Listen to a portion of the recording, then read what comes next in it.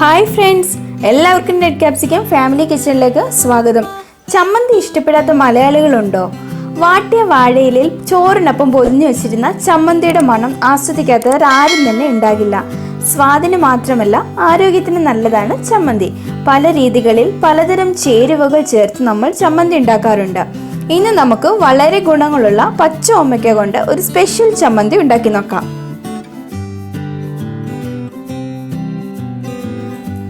ഇതിനായിട്ട് ഞാൻ ഒരു ഓമയ്ക്കയാണ് എടുത്തിരിക്കുന്നത്. അതിനെ രണ്ടായി മുറിച്ച് അതിൻ്റെ പകുതിയാണ് എടുത്തിട്ടുള്ളത്.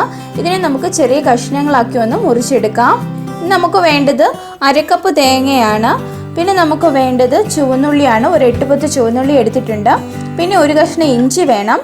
പിന്നെ 4 വറ്റൽമുളക് വേണം. പിന്നെ വേണ്ടത് ഒരു ചെറിയ ഉരുള പുളിയും ആവശ്യത്തിന് ഉപ്പുമാണ്. പിന്നെ ഒരു തണ്ട് കറിവേപ്പില കൂടി നമുക്ക് വേണം. ഇനി നമുക്ക് ഗ്യാസിലേക്ക് ഒരു പാൻ വെച്ച് കൊടുക്കാം. അതിലേക്ക് കുറച്ച് എണ്ണ കൂടി ഒഴിച്ചു കൊടുക്കാം.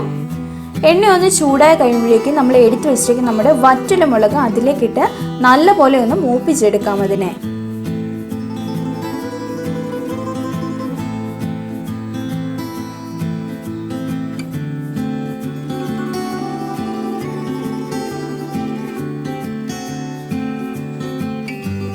നല്ലപോലെ മൂത്ത് കഴിയുമ്പോൾ അതിനെ നമുക്കൊന്ന് കോരി മാറ്റി വെക്കാം.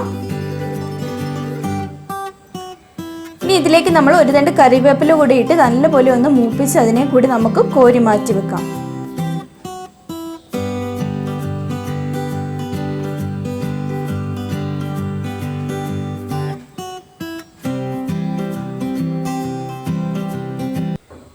ഇനി ഇതിലേക്ക് നമ്മൾ അരിഞ്ഞു വെച്ചിരിക്കുന്ന നമ്മുടെ ഓമയ്ക്ക ഇട്ട് കൊടുക്കാം.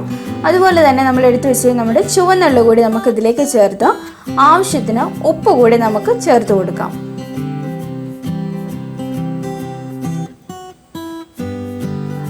ഇനി ഇതിനെ നല്ലപോലെ നമുക്കൊന്ന് വഴറ്റിയെടുക്കാം.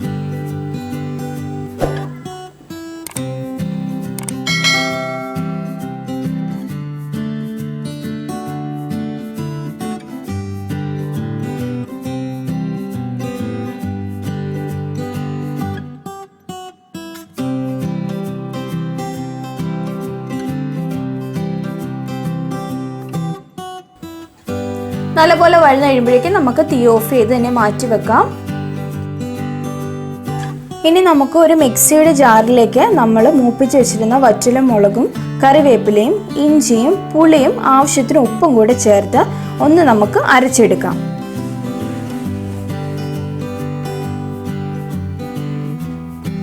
അത് അരച്ചതിന് ശേഷം നമുക്ക് അതിലേക്ക് തേങ്ങ ഇട്ട് കൊടുക്കാം.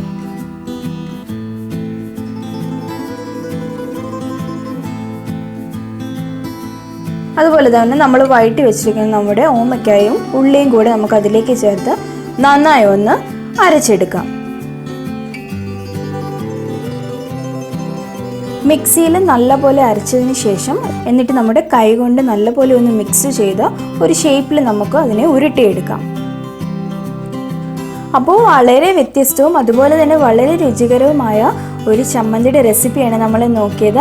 ഈ റെസിപ്പി എല്ലാവരും ഒന്ന് ട്രൈ ചെയ്ത് നോക്കുക. അതുപോലെ തന്നെ ഇത് ഇഷ്ടമായാൽ എല്ലാവരും ഒന്ന് ലൈക്ക് ചെയ്യുക, ഷെയർ ചെയ്യുക. അതുമാത്രമല്ല, ഞങ്ങളുടെ ഫാമിലിയിലേക്ക് ഇതുവരെ ജോയിൻ ചെയ്യാത്തവരായിട്ടുണ്ടെങ്കിൽ ദയവായി സബ്സ്ക്രൈബ് ബട്ടൺ പ്രസ് ചെയ്യുക, ജോയിൻ ചെയ്യുക. അതുപോലെ തന്നെ കൂടെയുള്ള ബെൽ ഐക്കൺ കൂടി ഒന്ന് പ്രസ് ചെയ്ത് കൊടുക്കുക. അപ്പോൾ ഞങ്ങൾ ഇടുന്ന പുതിയ വീഡിയോസിൻ്റെ നോട്ടിഫിക്കേഷൻസ് ഒക്കെ നിങ്ങൾക്ക് കിട്ടുന്നതായിരിക്കും. അപ്പോൾ പുതിയൊരു വീഡിയോയുമായി നമുക്ക് വീണ്ടും കാണാം.